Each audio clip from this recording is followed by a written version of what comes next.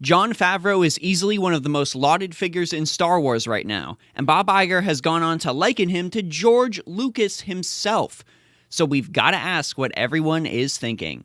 Would it be best if Favreau took over as the president of Lucasfilm?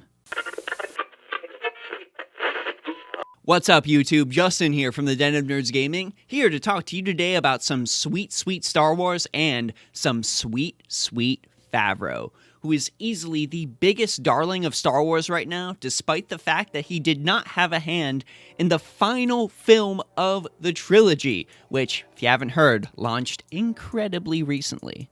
Mando has been a monstrous success. There is absolutely no arguing against it. It is easily the flagship reason to purchase Disney+, and Favreau has absolutely crushed it with this new story, and Favreau's work has even led to Bob Iger comparing Favreau to the man, myth, and legend George Lucas himself. To quote Iger, "First of all, we have great faith in Jon, both as a storyteller, but also as a storyteller like George that knows how to use technology for the good of his stories, and the good of the audience that will ultimately hear or see the stories. We had seen that in Jungle Book, which he remade for us, which I thought was brilliant in so many different ways. We certainly saw that in Lion King, which was a breakthrough in many ways." Now, I'm sure many people may disagree with Iger on Lion King, because to my understanding, that film was really divisive, but when it comes to Star Wars, I 100% agree. With Mando, I'm behind on it, but I can easily tell you that with Mando, Favreau has really carved out a place in Star Wars history, creating something that's not only visually stunning, but really clean looking, like some of the cleanest looking Star Wars I've seen in a very long time. So Favreau is the current darling of Star Wars, and Kathleen Kennedy, well, she really isn't in certain portions of the fan base. Now, Josh and many other YouTubers have reported that it is highly rumored that Johnny Favs will be taking over for Kennedy, but I wanted to go and explore this idea further in today's video. Would it be better off for both Star Wars and Lucasfilm as a whole if Favreau took over Kathy's place as president of Lucasfilm? Now that is very much the question. So let's talk Favreau first, and then we'll go ahead and get to Kathy in a second. Now, the man is obviously a great creative and a skilled producer. His body of work clearly shows that. Green Street Hooligans, Elf, Iron Man, Avengers, and now Mando. That's all some great work, at least in my opinion. Favreau has a knack for taking the right people and putting them in the right places to overall craft not just a quality product, but just an entertaining piece of creative media that looks and feels great. But while Favreau really excels at being a creative isn't the whole of your duties when it comes to being the president of Lucasfilm. There's a lot of that business jargon, a lot of investors you need to deal with in order to create a profitable product. Some questions you might be asked are, yeah, you designed this great looking character, but is this a great looking character that can also move toys and t-shirts and mugs and all the stuff that makes Lucasfilm a lot of extra money on the side? How can we move these products?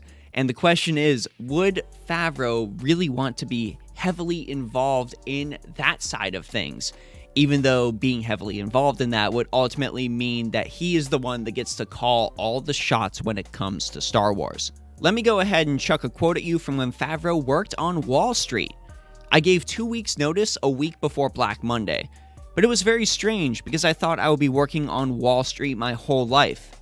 It was the go-go 80s. There were yellow ties. It was just an exciting moment. And although I wasn't involved in the trading side of things, I was still around that culture, and I ultimately decided it just wasn't for me.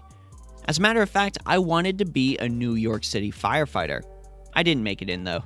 Now, disregarding Jon Favreau firefighter as a potential timeline, I'll give that he could, place the right people in the sort of businessy sectors of Lucasfilm. He could let them handle that, and he could just overall focus on creating what he actually wants to do. But I don't think Disney, and I furthermore don't think Iger, are really looking for that when it comes to a president of Lucasfilm. Part of what made Iger make that apt comparison between Favreau and George Lucas is the fact that Favreau sort of has that disdain for businessy side of things, sort of like George does overall.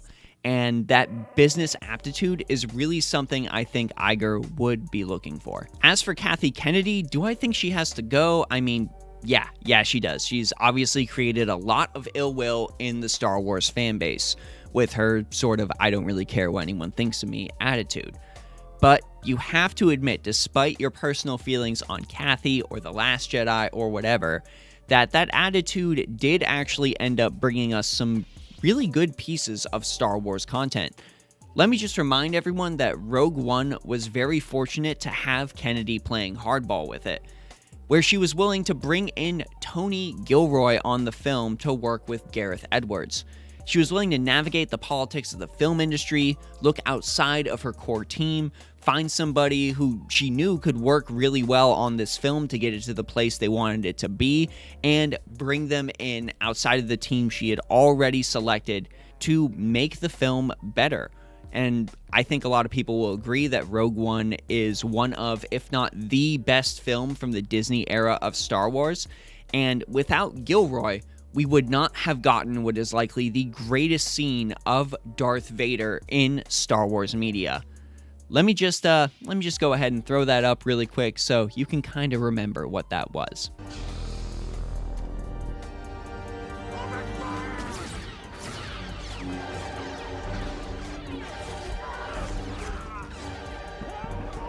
Now, would Favreau be willing to look outside his already carefully assembled team to do the same?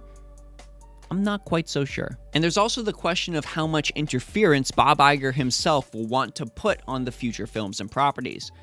There are a lot of unanswered questions about how much of the lack of planning for this sequel trilogy was caused by Disney's desire to turn these films around quickly, to make that money quickly.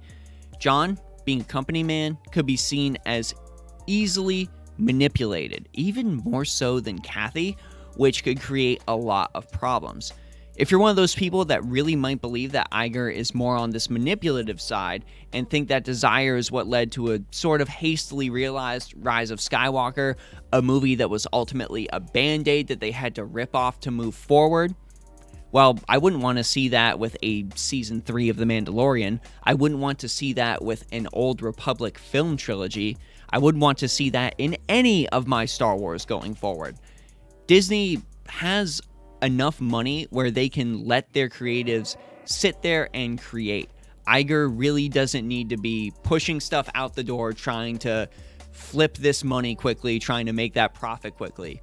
Disney, you just need to let your creatives create. But overall, even with all of this knowledge in hand, even weighing these pros and cons, I still think Favreau could pull off having the helm of Lucasfilm if he worked at it, though he would likely need to appoint some other people to divvy up these duties if we want him to have a long tenure there. But I still want Favreau to be heavily involved in Star Wars regardless. I want more Mandalorian. I'd like to see Favreau craft something for the silver screen, maybe something that isn't exactly just Mandalorian put on the silver screen, something different, but that is a discussion for another time. But I want to know what you all think. Do you all think Favreau has what it takes to be the new head of Lucasfilm? Or is there somebody else you think would be better suited for the position? I know a lot of people in the comments might say Dave Filoni, but hard mode, maybe give me somebody else. Go ahead and let us know down in the comments. Now let's do our nerd cards before we sign off. First, a shout out to Ian Roa LeBlue Guitar, who got our last nerd card question right. Yes, Rey's last words to the audience are, "I'm Rey Skywalker." As for my personal question, I'm a huge Old Republic nut. So, an Old Republic question for you all. It's still canon, dang it. One of the most powerful Sith Lords in history, Darth Malgus, ended up taking down the entire Jedi Temple on Coruscant and defeated one of the most powerful Jedi at the time in single combat. What was the name of that Jedi? Tell us down in the comment section below. I hope you're all having an awesome and nerdy day, and I will see you all in another Den of Nerds video.